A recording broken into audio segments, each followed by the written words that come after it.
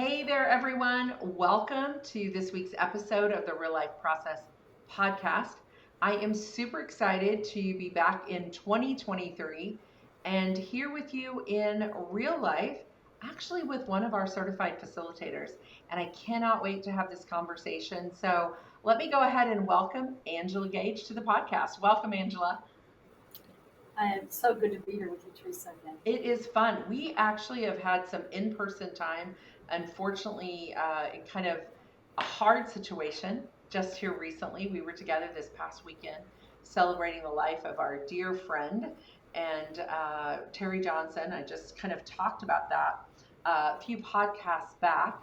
And we might even talk a little bit about how you even do some grief work and some different things. And so just so appreciated your friendship and your presence here with me just a couple weekends ago, and just being able to be there. But today on the podcast, I want to talk about you and all things Angela Gage and what you have been doing this past year or two, just in growing your business, your coaching, just all the different things around belonging collaborative. So, first of all, tell us who Angela Gage is, where you're located at in the country, and then we'll dive into what is belonging collaborative.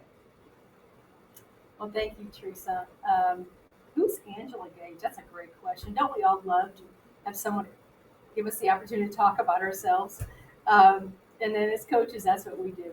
I am an opportunist, I think, at heart, and never really saw myself as an entrepreneur, but I truly am. I wear those shoes, and I have paid the price, the exhaustion, and the pain of it, especially during the pandemic, Yes. like many of us. And I'm a grandma of 6, and the 7th is on the way. And I live on a hobby farm with my wonderful husband, Ed. I belong to Ed, and Ed belongs to me, and so do our chickens and our cats and dogs, and all of the vegetables that Ed grows. He's a major gardener and cans everything, and I get to enjoy it. Yes. Yeah, so that's who I am. And I live in a rural community called New Franklin, Missouri, close to the Missouri River. And I just got that itch that, it's time to give up the side gig and leave the day job. And so I did that. I jumped in January of 20. This is before everything happened. And it was my third time to jump. And when I jumped then, I was in my late 50s, and I said, this is the last time I'm going to jump. And the great thing is, because of the pandemic and the great shut-in and isolation, I couldn't go back if I wanted. And then that's when I started my private practice as a spiritual director. And then the exhaustion, the fatigue of working in isolation, and the quarantine from loved ones, and I had no idea the weight of being an entrepreneur, of starting something new. And then I saw this face on my Facebook feed, and it was a Teresa McCloy, and I had recently been certified with the Enneagram, and that's how I saw your face, and I found you because I was desperately seeking community. Not really training and a new certification, but I need to surround myself with other like-minded people, growth-minded, but entrepreneurs and crazy people that are doing things virtual. We were all creating content and classes, but it was the community and the connection. And I found you. Well, I love even what you have created, and I want to back up just a bit before we dive into what you have now, which is amazing and wonderful. But let's talk about some of the steps to get there, to get to where you are now, because I think sometimes, whether it's people building a coaching practice or spiritual direction or even ministry or whatever it is you're building, many times we just see the kind of finished product of where somebody gets to. but everybody has a story behind that. And you just started to share. We met in 2020.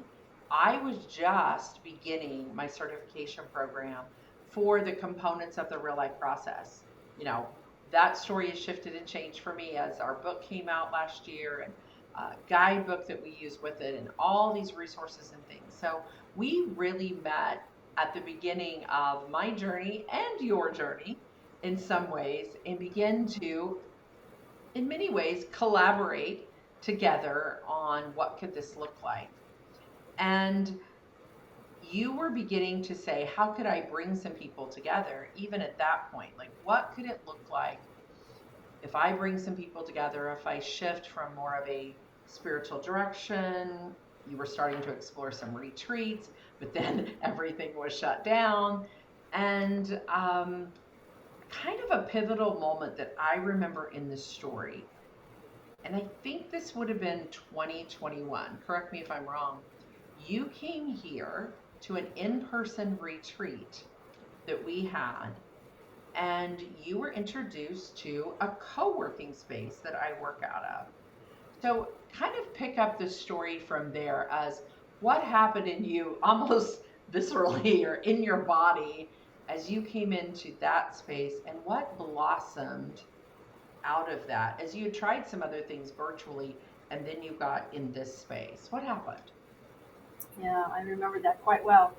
That was the end of 21. And so I was now 2 years in Mhm. to my new private practice, new rhythms, the crazies The of fatigue of stress, isolation. yeah, isolation. And though my one-on-ones would come out to my hobby farm, and I so enjoyed them. I would do virtual. I did one-on-ones. Um, but I was actually moving into a place of depression. I remember it was September, and I just kind of noticed kind of light. And I've experienced anxiety and depression in my life, especially in my 50s, and have had loss. And we have something in common. You lost your son. I've lost my late husband, and so I've experienced those things. But so it was kind of light. And so I came to that retreat, and I experienced the building and the energy in the building, and being surrounded with other growth-minded, other entrepreneurs, coaches, spiritual directors, mainly, coaches and startups, and, Mm-hmm. forward-thinking and moving people.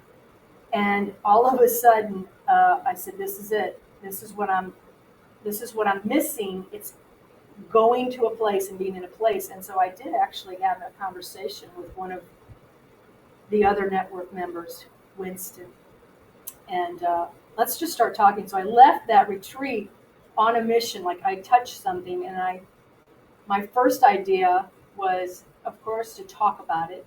My second step was, I thought I was going to open a retreat center. Mm-hmm. And then when I thought about that, it was like I only could see myself being alone a lot. Spiritual directors coming in and out, and then I would have to recruit other spiritual directors to rent my space. And I just kind of knew, I don't, I know some, but I didn't think that would work. So then I migrated into, I'm going to open a women's co-working space Mm-hmm. just to have other growth-minded women to work around and have water cooler conversations. And then that migrated to something different. And really, what I wanted to create, I would have joined that women's co-working space if I would have found it in my area. And there is none. And so I set out through prayer, discernment, and coaching from you and your team that really what I wanted to create um, was a community of growth-minded women where we empower one another to be and do our best together. So it's all about just building meaningful relationships, finding community, and finding support. What I love about your journey as I've gotten to witness it and our whole community has is all of those shifts and pivots along the way. Even what you discovered, I can remember a time from 2020 when we first met to 2021, when that whole year of, you trying some different things and doing some different things, and they weren't working and they weren't connecting. And the discovery, I just still remember it vividly, of you being in this building that I work out of, and feeling the energy, feeling that, what does this make possible? What is there that I could replicate similar? And it hasn't ended up anything exactly like. And as you were naming all of the different kind of shifts that you had along the way, to come to what it is now, to come to this empowering women professionals to be their best together. So, describe in this belonging collaborative. I know we have one more shift that I want to talk about, in now that you're taking it virtual. So, it's almost come full circle, from you were virtual to kind of an in person. Describe what, when you gather in person in this belonging collaborative, what's it like? What are you doing in these times together? Oh, I like that question. Thank you. The main objective of these growth-minded women is that they're wanting community and they're wanting genuine connection. So we have an ethos in the Belonging Collaborative, and there's 4 pillars. And the first is disarming hospitality. And so it's not just, how nice I decorate our setting. It's really how I welcome them, and I create a very safe space for them to show up as themselves. And the second one is spontaneous generosity. They all have something to offer. And then empathy is the third, and we really value vulnerability. We see it as a strength, not a weakness. And I have to demonstrate that. And then the fourth is celebration. We celebrate our wins and we mourn our losses together. It's all about being our best so we can do our best, but it's all about together. And I don't focus on their doing as much as the professional development piece. We call it wholehearted conversations every week. And I create the content, and then as it's with interactive learning, and they share their stories, as they listen and hear another's perspective, they're genuinely connecting. And so there's that community and genuine connection. They're building meaningful relationships. Yeah, belonging, a place to belong. Belonging and collaborating and being together, which at your heart was your deepest desire. We go back to the story of, the isolation, and I think for many is still their deepest desire, whether, COVID would have happened or not. At our heart, our deepest desire is, do we belong? Are we a part? Can we collaborate on this together? Are my ideas welcome? So I remember you walking through those kind of ethos or core values, and you put so much time and effort into thinking about what would I want this to look like. But I applaud you too in the pivots that you've made along the way. You've been in different building spaces. You have right now, if I'm correct, you're gathering out of a junior college. Is that correct? A community college, yes. A community college, yes, that is there near your local community, and you have really done a lot of work and energy to make this happen. And it's something I so admire watching you over the last year. And I want our audience to hear that, like, just the journey. It's at times been painful. It's at times been, tears. It's at times been frustration and all of those things. And that's part of the authenticity I always want people to know about, building something. God has a vision for you that you have, but it's all the learnings along the way and the pivot. So a question I have for you is, and I know you're not done, I know you've got more building and more collaborating and belonging to do, but what have you learned up to this point? Maybe about yourself that you might not have known, or about, just what have you learned about yourself on this journey? Thank you. Great question again.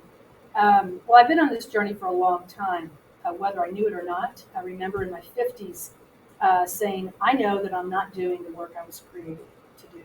And I had no idea what that was. But I started saying, I love my work and I work at what I love. I didn't know it would take that long.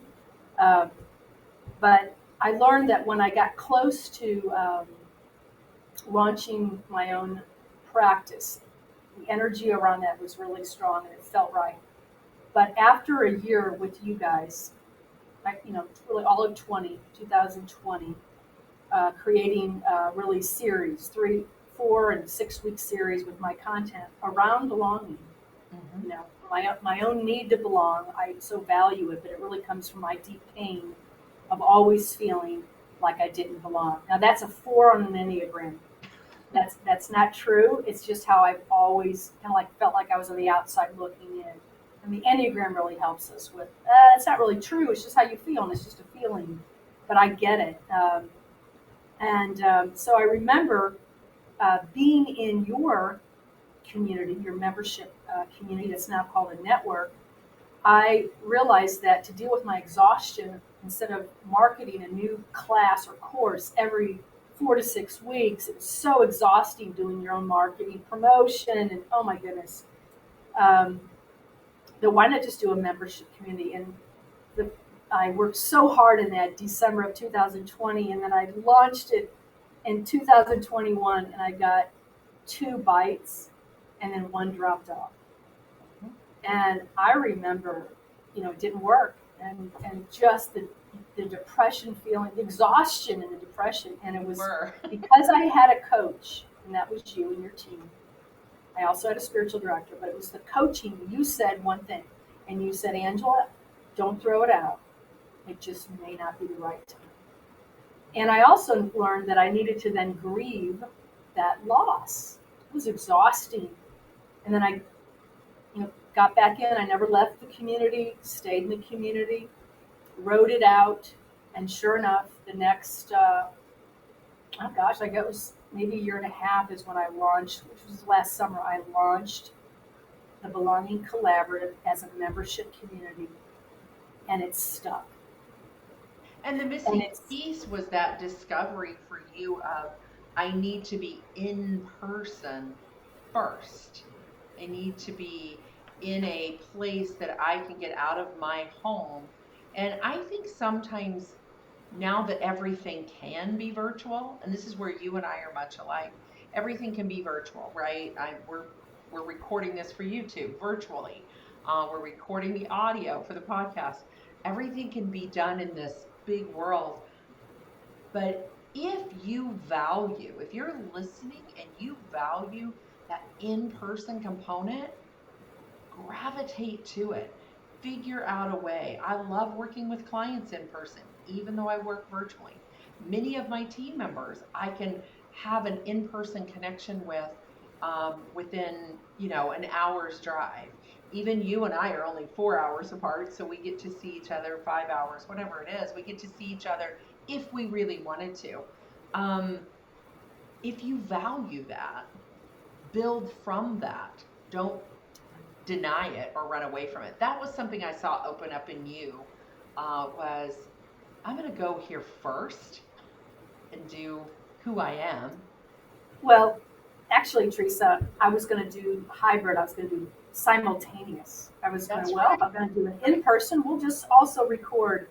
And then the person that was going to help me with that was another friend in the network. It didn't work out.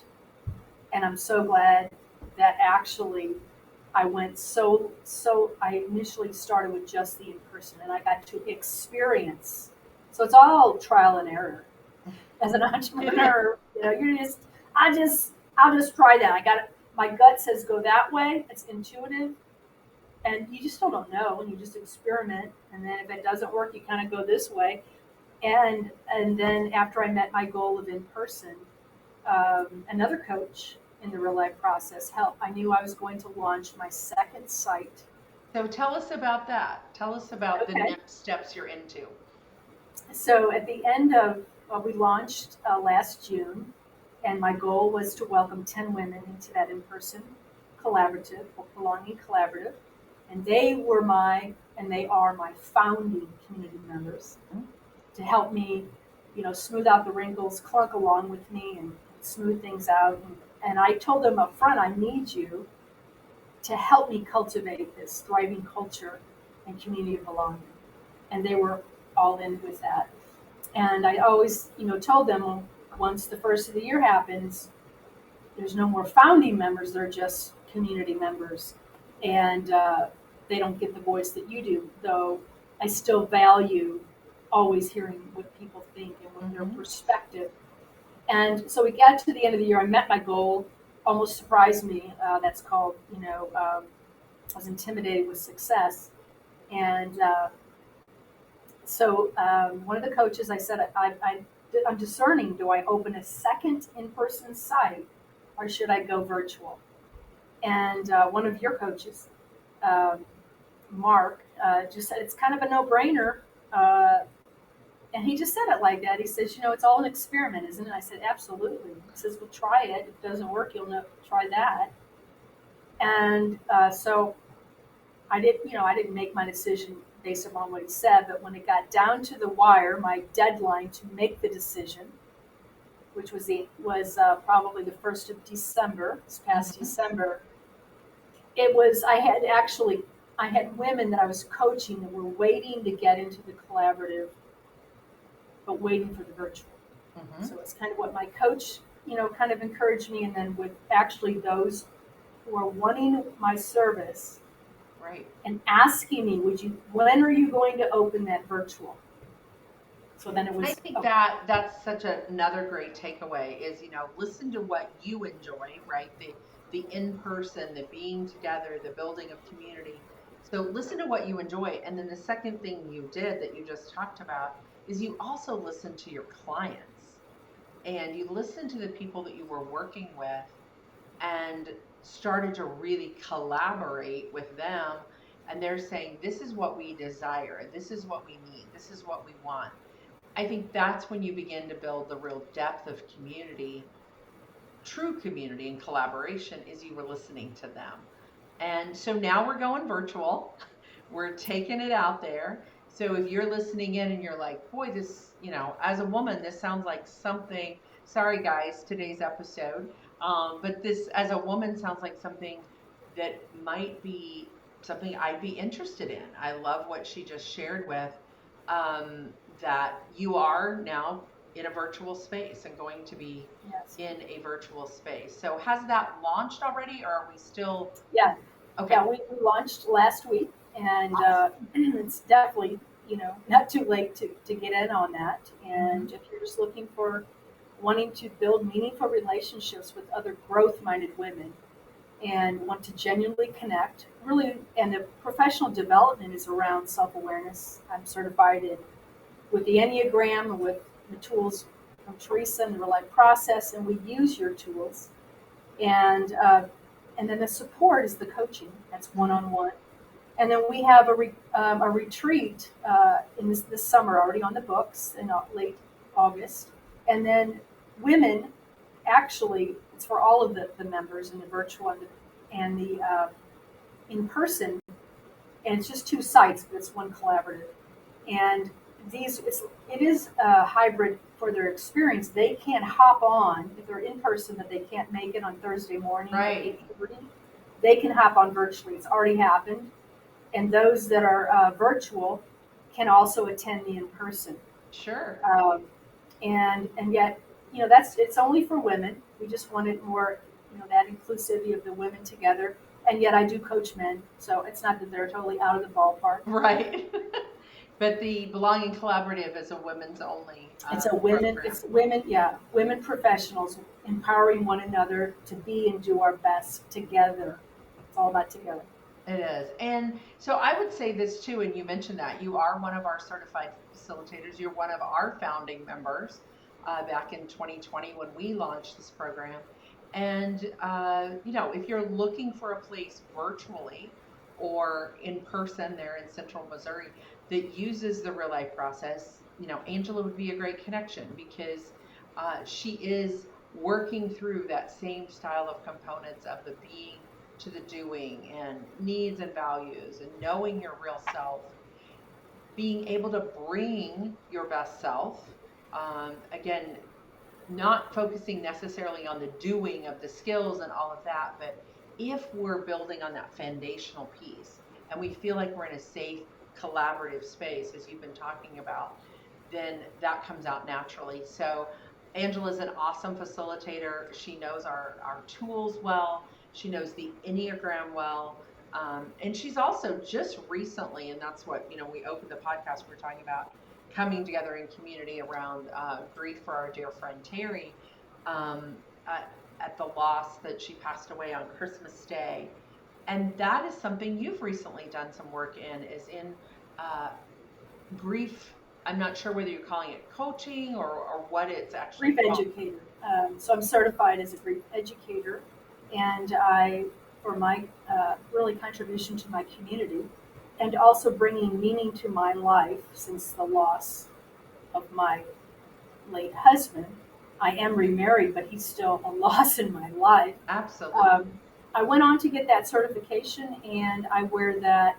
I have a peer support group on Wednesday nights, right out of the same building, my same office. So I'm in the public square in my business and in really a service to the community. And I feel very privileged to be able to offer that. And I also offer that, wear that hat with those I sit with. We all have experienced grief and do continually experience grief and loss in our culture. Knowing how to process it well and educate ourselves and be with someone who can hold that space with us is such a vital piece. And that is something, that I, again, love about who you are as a person, is you're always in a learning mode too. And, for me personally, I'm always looking for surrounding myself with people who are learning and growing and doing the next thing that's going to bring value into the work they do.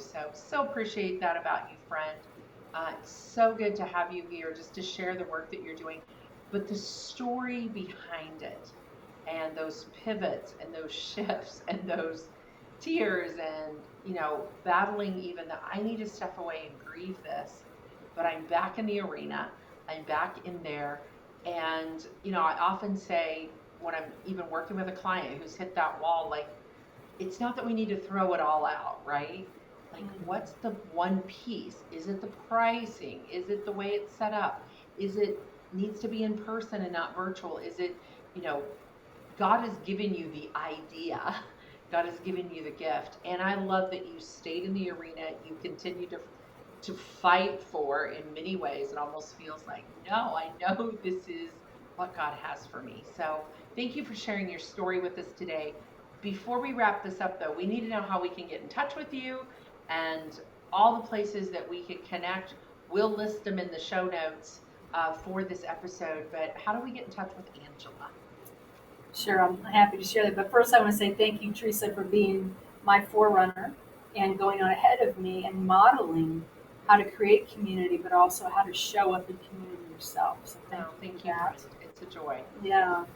You can find me at my website, belongingcollaborative.com.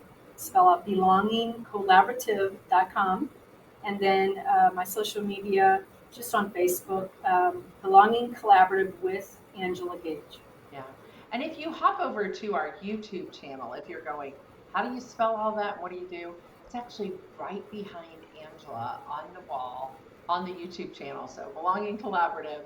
And you can see it there as well. You can see her beautiful face and all the things over on our YouTube channel. So Angela, thanks for being with me today, friend, and just sharing this time and telling your story and just that authentic self that you always are. I really appreciate it. You bet. Thanks for letting me belong. Yeah, you're welcome. Well, let's wrap up this episode, and we are so excited about the new year and really what's coming. As Angela said, she's got new and great things going. But don't look too far forward that you miss the moment. I always say every ordinary day has an extraordinary moment. You just have to look for them. So we'll be back next week. Angela, thanks again. and everyone have a great week.